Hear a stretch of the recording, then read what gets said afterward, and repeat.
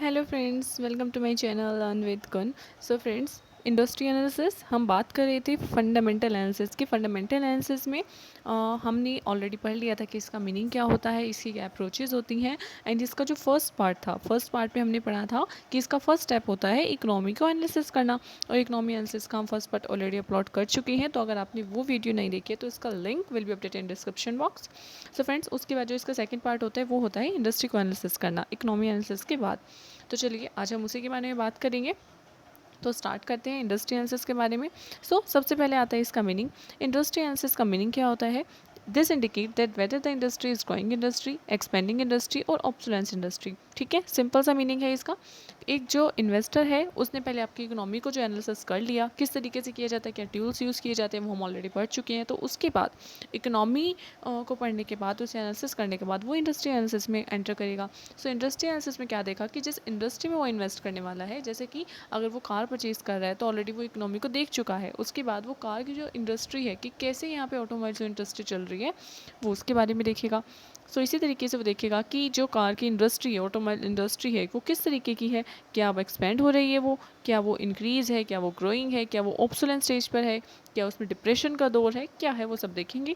उसके अलावा आप देखेंगे इंडस्ट्री एनालिसिस डन बिकॉज क्यों किया जाता है। अब ये हमने देख तो लिया कि इंडस्ट्री क्यों है, ताकि बिकॉज जो सिलेक्शन है राइट काइंड ऑफ इंडस्ट्री का वो बहुत ज़्यादा इंपॉर्टेंट होता है सक्सेसफुल इन्वेस्टमेंट के लिए। ठीक है, इकोनॉमी के बाद आपको इंडस्ट्री एनालिसिस वेरी इंपॉर्टेंट। चलिए हम इसके बारे में अब आगे बढ़ते हैं कि कौन कौन से फैक्टर्स जो हैं वो आपको देखने पड़ेंगे इंडस्ट्री को एनालिसिस करने के लिए। अब पता चल गया आपको कि हमें इंडस्ट्री को एनालिसिस करना है, क्यों करना है वो भी पता चल गया। आप करेंगे कैसे? तो कुछ फैक्टर्स को आप इसके अंदर जज करेंगे इंडस्ट्री को एनालिसिस करने के लिए। तो चलिए देखते हैं क्या है वो फैक्टर। तो सबसे पहला आता है गवर्नमेंट एटीट्यूड टुवार्ड्स इंडस्ट्री, कि गवर्नमेंट का क्या एटीट्यूड है आपकी इंडस्ट्री को लेकर। ठीक है, देखिए गवर्नमेंट जो होती है वो हर इंडस्ट्री पर उसके कुछ रिस्ट्रिक्शंस लगाती है, या फिर उसके ऊपर वो कुछ जो भी इसके लॉज ये होते हैं, कुछ इंडस्ट्रीज़ पर जो उसके लॉज होते हैं, रूल्स होते हैं, वो इन्वेस्टमेंट्स यानी कि जो होती है इन्वेस्टमेंट स्कीम्स होते हैं, टैक्सेशन प्लान्स होते हैं, टैक्सेशन के बेनिफिट्स होते हैं, वो डिफरेंट होते हैं हर इंडस्ट्री के लिए। आप देखेंगे कि गवर्नमेंट उस इंडस्ट्री पर्टिकुलर इंडस्ट्री के लिए कैसा बिहेव करती है, उसका एटीट्यूड कैसा है। तो पहला फैक्टर आप यही देखेंगे। दूसरा आप देखेंगे कि सेल्स ट्रेंड क्या चल रहा है, अर्निंग परफॉर्मेंस क्या है, कि उस जो इंडस्ट्री के बारे में आप बात कर रहे हैं कि उसमें अब अर्निंग है या नहीं है। जैसे कि आप देखेंगे कि जब कोविड-19 आया था तो उसके अराउंड जो मोस्टली इंडस्ट्रीज़ थी उनका काम ख़त्म हो गया था, except the pharma industries. Pharma industries काफ़ी अच्छी कर रही थी प्ले, उस टाइम पे अर्न काफ़ी अच्छा कर रही थी। लेकिन जो आपकी ऑटोमोबाइल इंडस्ट्री थी ये बिल्कुल ही डिप्रेस्ड हो गई थी। इसका जो ग्रोथ थी, वर्किंग्स थी, वो बहुत कम हो गई थी, बिकॉज लोग जो है इन्हें परचेज़ कर ही नहीं रहे थे।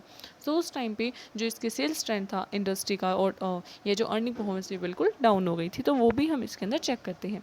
नेक्स्ट फैक्टर देखा जाता है लेबर की कंडीशंस क्या है, कि लेबर जो है, लेबर आपकी इंटेंसिव इंडस्ट्री है या वो कैपिटल इंटेंसिव आपकी इंडस्ट्री है। ठीक है, तो किस टाइप की इंडस्ट्री में काम होता है, क्या लोग ज़्यादा ज़रूरत पड़ती है, तो उसके हिसाब से आप उसे चेक करते हैं। नेक्स्ट आता है कंपटीशन कैसा है, कि उस इंडस्ट्री में और कितने ही कंपटीशन है, क्योंकि बिकॉज देखिए जितना ज़्यादा आपको कंपटीशन होता है ना, उतना ज़्यादा उसका जो बेनिफिट होता है वो इन्वेस्टर को मिलता है। ठीक है, अगर मोनोपोली होगी तो वो अपने अकॉर्डिंग, उस इंडस्ट्री में अगर मोनोपोली होगी तो वो अपने अकॉर्डिंग रेट जो है वो चार्ज करेंगे, बट अगर कंपटीशन रहेगा प्राइजेज जो है वो ऑब्वियसली रिड्यूस हो जाएंगे। ठीक है, नेक्स्ट फैक्टर आप क्या देखेंगे कि technology, yes very most important point, कि टेक्नोलॉजी किस तरीके की है आपकी इस इंडस्ट्री में, क्योंकि टेक्नोलॉजी का होना, कि जितने ज़्यादा आपकी टेक्नोलॉजी डेवलप्ड होगी तो उतना ज़्यादा आपके जो प्रोडक्ट है वो बेटर बनेंगे। ठीक है, टेक्नोलॉजी रिलेटेड फैक्टर्स भी आप इसमें चेक करेंगे। नेक्स्ट देखिए रॉ मटेरियल्स एंड इनपुट,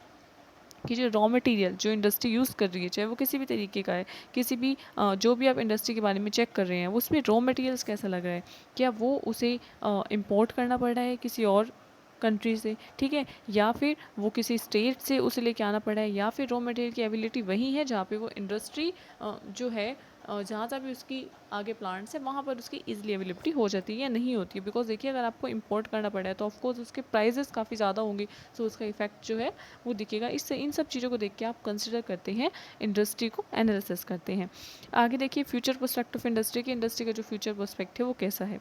कुछ और फैक्टर्स भी हैं जो देखे जाते हैं, जिससे क्या देखे जाते हैं कि इंडस्ट्री की कॉस्ट का स्ट्रक्चर कैसा है, जो इंडस्ट्री जो प्रोडक्ट बना रही है उस प्रोडक्ट की डिमांड कैसी है, इंस्टॉल्ड एंड यूटिलाइज कैपेसिटी कितनी है, फ्यूचर के लिए क्या प्रोस्पेक्ट है, इंडस्ट्री के बारे में। सो यही सब चीज़ें जो हैं वो देखी जाती है, इन सभी फैक्टर्स को एनालिसिस किया जाता है इंडस्ट्री को एनालिसिस करने के लिए। और हमने ऐसे ही कुछ फैक्टर्स पहले भी पढ़े थे कि इकोनॉमी को एनालिसिस कैसे किया जाए, ठीक है।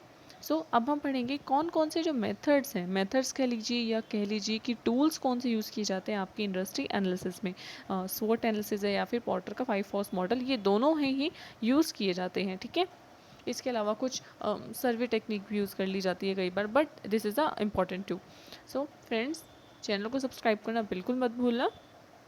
ओके, तो चलते हैं स्वॉट एनालिसिस के ऊपर। स्वॉट एनालिसिस आप डिफरेंट डिफरेंट जो अपने सब्जेक्ट्स में ऑलरेडी आप पढ़ चुके होंगे, तो आपको पता है कि स्वॉट एनालिसिस किसी भी इंडस्ट्री का करेंगी तो सबसे पहले स्वॉट stands for strength, weakness, opportunities and threat, ठीक है। तो इंडस्ट्री के लिए आप इसका यूज़ कैसे करेंगे, तो देखिए स्ट्रेंथ और जो वीकनेस होती है ये आपकी इंटरनल टूल्स होती है कंपनी की, क्योंकि कंपनी की क्या स्ट्रेंथ है या क्या वीकनेस है, तो ये क्या होगा, इंटरनल फैक्टर्स हो गए, एंड जिनके ऊपर आपका कुछ कंट्रोल है, आप उन्हें चेंज कर सकते हैं बिकॉज वो आपके हाथ में है, ठीक है। कंपनी के हाथ में होती है उसकी वीकनेस की, वो उसे किस तरीके से ओवरकम कर सकती है, वो स्ट्रेंथ का किस तरीके से वो बेनिफिट ले सकती है, राइट। सो उसके अलावा जो अपॉर्चुनिटीज़ एंड थ्रेट्स होते हैं, ये जो होते हैं ये आपके एक्सटर्नल होते हैं, एंड ये एक्सटर्नल का मीन्स ये थिंग्स जो हो रही हैं, जो आपकी कैपेबिलिटीज़ है, अपॉर्चुनिटीज़ जो है ये आप खुद क्रिएट नहीं करते हैं, मार्केट क्रिएट करती है, तो आप इसे कंट्रोल नहीं कर सकते, ये लार्जर मार्केट में अपने आप प्लेस होती है, ठीक है।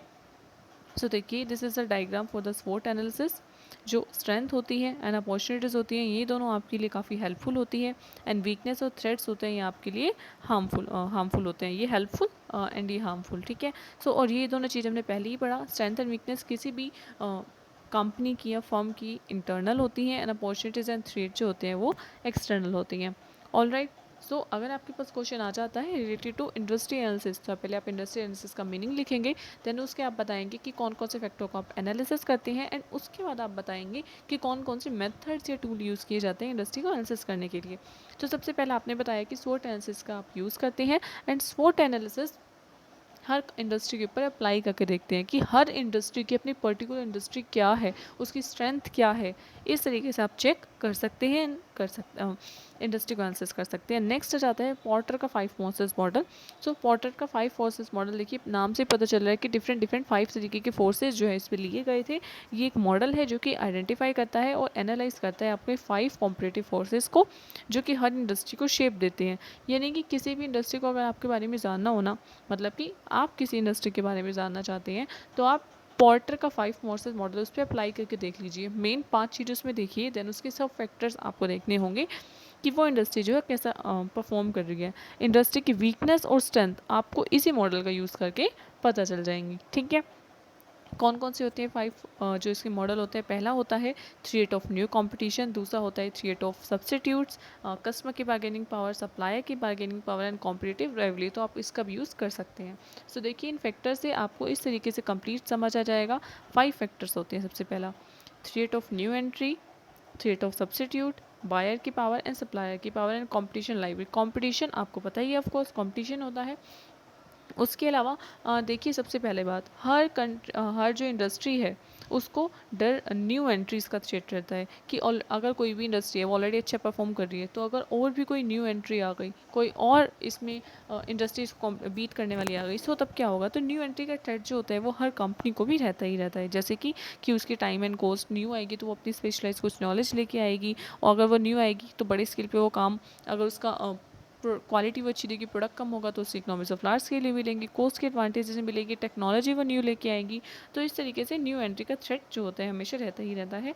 उसके अलावा सप्लायर की पावर जो होता है इसका सेकंड फैक्टर होता है, ठीक है। सो सप्लायर की पावर से रिलेटेड, सप्लायर जो होता है ना कुछ कंट्रोल ऑफकोर्स उसका रहता है, सप्लायर की पावर का भी, एंड थर्ड बायर की पावर का भी, ठीक है। तो जैसे कितने नंबर ऑफ सप्लायर्स है, अगर देखिए किसी भी इंडस्ट्री में रॉ मटेरियल को सप्लाई जो करने वाले हैं वो सिर्फ 3 से 4 सप्लायर्स होंगे, तो वो इन्फ्लुएंस कर सकते हैं आपकी काम को, आपकी इंडस्ट्री को। तो कितने नंबर्स ऑफ सप्लायर्स हैं, उनका साइज़ क्या है, उनकी यूनिकनेस क्या है, सर्विस की एबिलिटी क्या है, और कॉस्ट ऑफ चेंजेस क्या है, ये सब जो है उसमें देखे जाते हैं। नेक्स्ट आ जाता है आपका बायर की पावर, ठीक है।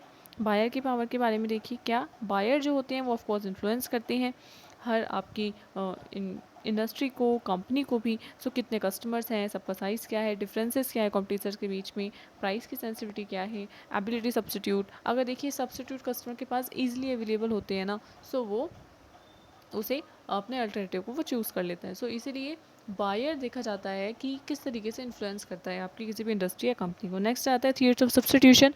इसका जो फोर्थ कंपोनेंट है, सब्स्टिट्यूशन का थ्रेट क्या है, यानी कि सब्स्टिट्यूट कैसे हैं, कॉस्ट ऑफ चेंज क्या है, बायर के स्विच पे ईजिली कर जाएगा या नहीं। And last one is competition. Competition तो ऑफ कोर्स देखा ही जाता है, ठीक है। सो इंडस्ट्री एनालिसिस के बारे में हमने मीनिंग पढ़ा, सबसे पहले इसका मीनिंग के बाद आपने पढ़ा कि इसके जो फैक्टर्स होते हैं वो क्या है, एंड उसके अलावा आपने पढ़ा कि इसके लिए जो मॉडल्स यूज़ किए जाते हैं वो मॉडल्स क्या क्या है। सो इसके अलावा देखिए 16 मार्क्स में जनरली जो होता है क्वेश्चन आंसर 12 या 16 मार्क्स में, तो आप इजीली इन सब चीज़ों को एक्सप्लेन करके आ सकते हैं। बट अगर फिर भी इसे आप इलेबरेट करना चाहते हो तो आप इसके अंदर जो इंडस्ट्री के आपकी जो टाइप्स होते हैं आप वो बता सकते हैं, ठीक है, कि इंडस्ट्री की टाइप क्या होते हैं। इंडस्ट्री के टाइप में आप कह सकते हैं कि इंडस्ट्री जो होती है वो आपकी इंडस्ट्री के टाइप में आपके सबसे फर्स्ट वन जो आता है वो आता है ग्रोथ इंडस्ट्री, ठीक है, कि कुछ इंडस्ट्रीज़ होती हैं जो कि ग्रोथ इंडस्ट्रीज़ होती हैं, तो आप इसके बारे में बता सकते हैं जो ग्रोथ कर रही होती हैं आपकी इंडस्ट्री। दूसरी होती है आपकी कौन सी, साइक्लिकल इंडस्ट्री। साइक्लिकल इंडस्ट्री वो होती है जिसमें एक ना सीज़न के अकॉर्डिंग जो होता है पीक आता है, जैसे कि आपकी कोई वूलन इंडस्ट्री है, ठीक है, उसमें जो काम होता है वो आपके विंटर सीजन के प्रोडक्ट्स का होता है। सो वो इंडस्ट्री बूम पर कब रहेगी, जब विंटर होगी या फिर जब विंटर स्टार्टिंग होगी, विंटर आने वाली होगी। सो इस तरीके से जिन इंडस्ट्री में सीजन्स के अकॉर्डिंग या किसी पर्टिकुलर टाइम के अकॉर्डिंग काम होता है वो साइक्लिक इंडस्ट्री होती है। एंड ग्रोथ इंडस्ट्री वो होती है जो अब तक अपने पीक पर पहुंची नहीं है, वो जस्ट ग्रो कर रही है, अभी वो और ग्रो करेंगी, ठीक है। उसके बाद आ जाता है थर्ड टाइप की आपकी जो इंडस्ट्री हो जाती है वो होती है आपकी डिफेंसिव इंडस्ट्री, ठीक है। डिफेंसिव इंडस्ट्रीज़ भी होती है।